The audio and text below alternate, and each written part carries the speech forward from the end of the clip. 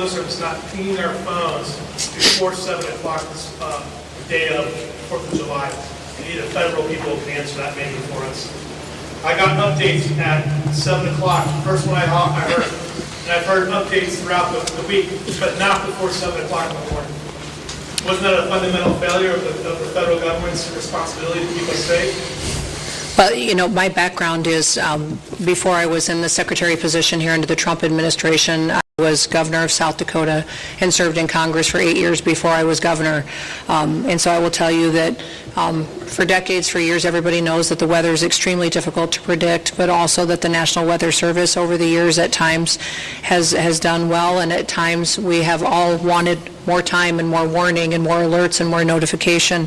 That is something, and one of the reasons that when President Trump took office, that he said he wanted to fix, and is currently upgrading the technology, and the National Weather Service has indicated that with that and NOAA that we needed to renew this ancient system that has been left in place with the federal government for many, many years, and that is the reforms that are ongoing there. The timeline that I have, I don't oversee the National Weather Service, that's not under my department, but the timeline that I did receive from them was that the notifications started to look at its expansion for its limited flood impact area that started on July 3rd at 1:18 p.m. The flood watch was issued.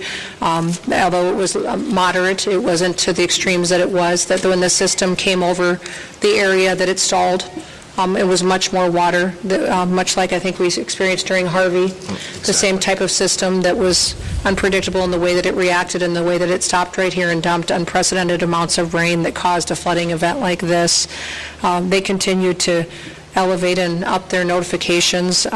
You know, when your notification hit your phone, sir, I'm sorry, I can't speak to when that is, but I do carry your concerns back to the federal government and to President Trump, and we will do all we can to fix those kinds of things that may have felt like a failure to you and to your community members. But we know that everybody wants more warning time, and that's why we're working to upgrade the technologies that have been neglected by far too long to make sure that families have as much advanced notice as possible. But One more question, folks.